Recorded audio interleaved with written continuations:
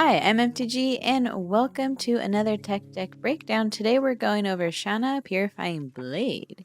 And so what I'm really excited about this is just the sheer potential for card draw. But before going, into that, let's talk about, all the other things this commander does. So it's a 3 CMC in the Bant color, so hopefully if you have your mana base distributed pretty decently, you can still play this on curve.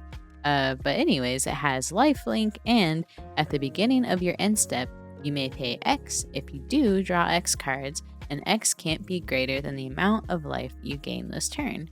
So this commander is really interesting.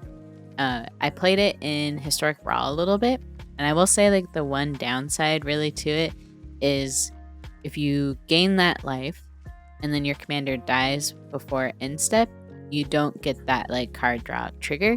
So just something to keep in mind is I don't necessarily know how much of a target your commander will be in Commander for, removal when it comes to trying to shut down your card draw.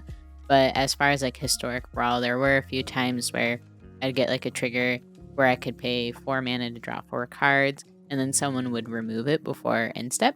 So just something to keep in mind. And because of that, you're going to want to really think about protection pieces. But before we dive into that part of this, let's talk about just, the commander as a whole and what this deck will want to do. So obviously, just from reading your commander, you're going to want to gain life, and then you're going to want to draw cards. And outside of just those two things, you want to find a way to turn life gain and card draw into additional value. So there are a few cards that will let you do extra things when you gain life and do extra things when you draw cards. And what does that mean? We'll get into that as well. So let's do a deeper dive. So as far as what I think helps this deck be successful is finding a way to utilize the life gain outside of just gaining life. So what I mean by that is there are cards that let you get card draw, make tokens, and do other fun shenanigans when you gain life. So for instance, we have Valkyrie Harbinger, which is 6 CMC, which sounds pricey, but it spits out tokens that are 4/4 angels with flying and vigilance if you've gained 4 or more life. So if your whole deck is based around trying to gain life, this seems like something that will be easy to accomplish. There's also something that lets you turn life gain into drawing cards. So Dawn of Hope, it's an enchantment that's 2 CMC. Whenever you gain life, you may pay 2 if you do draw a card. So again, you're finding ways where, let's say your commander, is removed and you unfortunately don't get that card draw. At least Dawn of Hope will kind of be like a backup commander effect where you're still going to get value based out of what your deck strategy is trying to do. And for like token makers like Valkyrie Harbinger, there are other things like Griffinary. I'll have to share the card because I'm spacing on the full name of it, but it basically, I think if you gain 3 life, you get a 2/2 Griffin token. So there's ways for this deck to potentially just go wide with a lot of tokens based on how much life you gain. So other things too that I think are really cool is, again, if you're gaining life, you have cards like Lathiel, the Bounteous, hopefully pronounce that somewhat right, Dawn. At least there's going to be a picture here for y'all to see.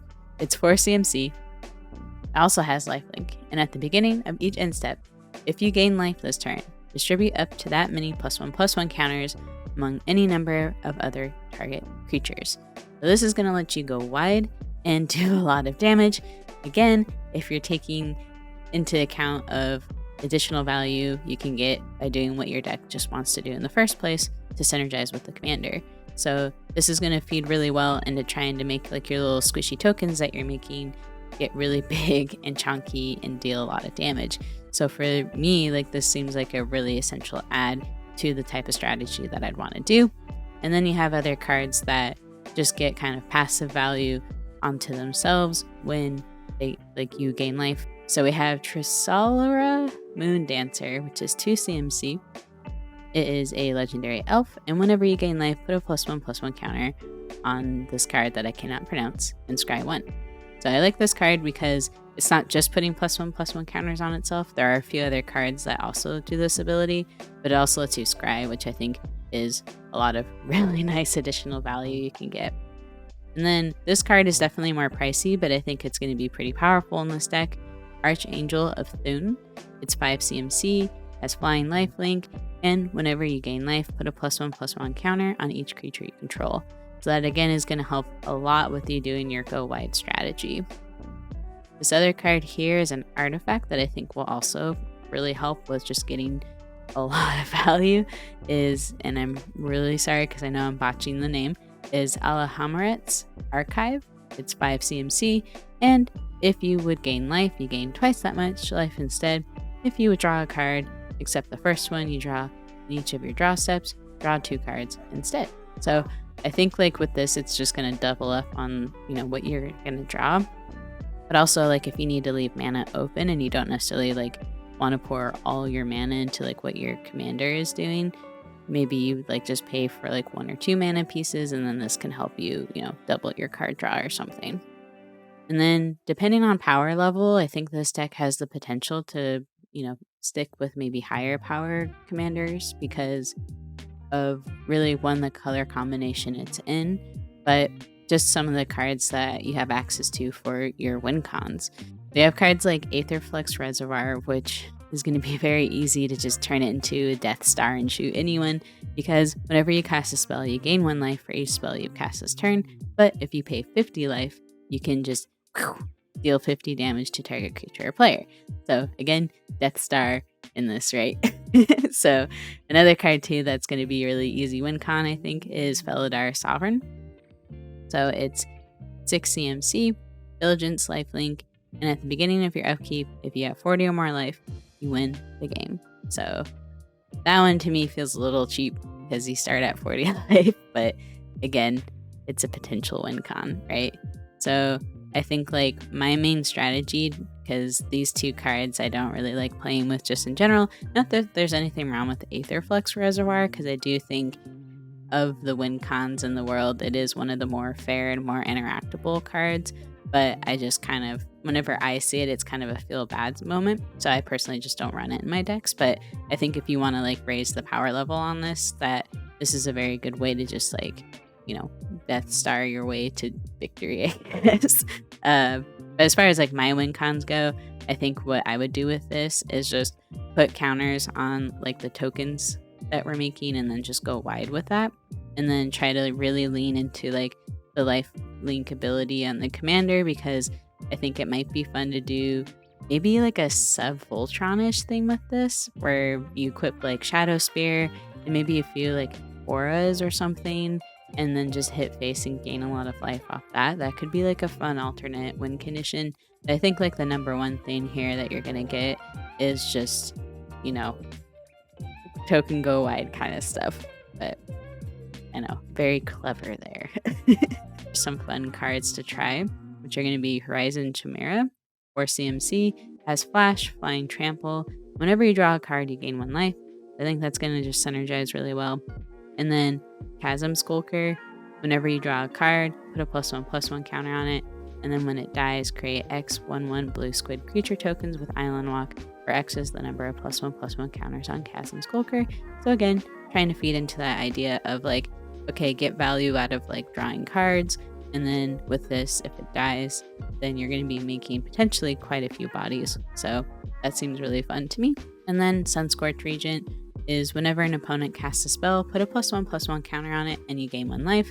So I just like that because you're essentially gaining value just passively on what your opponents are doing. Same with like stuff like Essence Warden and Soul Warden. Like you're gonna get a ton of life off those 2 cards because it's just batty bonkers with how much life gain you get from them. But then I think 2 things overall to really be concerned about that might shut down your strategy that you should really consider when you're building this deck and like your removal pieces are cards that prevent life gain.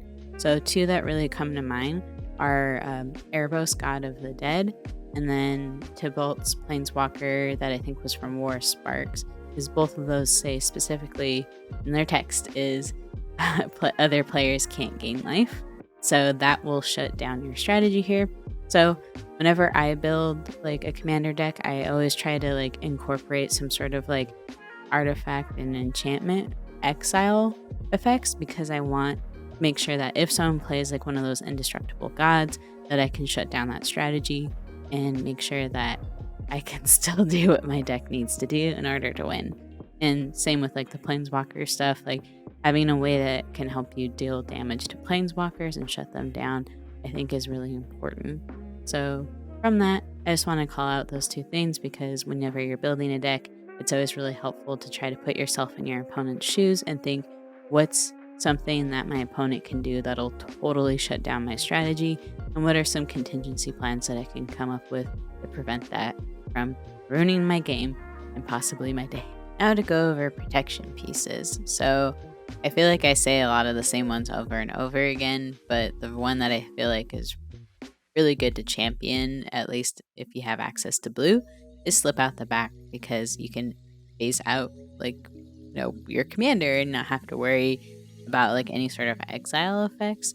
So it's just one of my favorite ones, honestly, but it also puts a +1/+1 counter, and you can use it offensively as well to, if someone has a blocker that you need to get out of the way, or if they're attacking you and you just need to live another turn, you can phase out that creature that's swinging in for lethal. So there's just a lot of versatility with Slip Out the Back specifically, but I think phase out effects in general are always going to be a good go-to factor for just trying to keep yourself alive. So again, Various Protection, Guardian of Faith, stuff like that are going to be beautiful. And I also think that there are some newer cards that we got that were commons from Dominaria that are actually pretty decent. And one is Shore Up, which gives a target creature hexproof and untaps it. So I like that because you can potentially like 1, save your commander, but then 2, untap your commander, so it can be a blocker on top of that. But it also gives +1/+1 until end of turn. So it might be fun to do that for like a combat trick where you cast it on your commander, untap it, and then you declare blocks and maybe kill something that someone thought was going to be a safe attack. So I just like using those kind of abilities for sneaky things. But of course, you're going to want to do stuff that just gives your commander hexproof or indestructible, stuff like that. Because again, you don't want people to shut down your card draw at end step by removing your commander before you have a chance to get the stonks from that.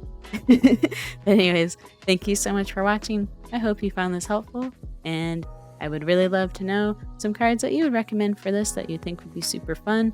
I always share my deck lists as well in the details below, so if you're curious to see what my build is, go check that out. And as always, have a good one. Bye.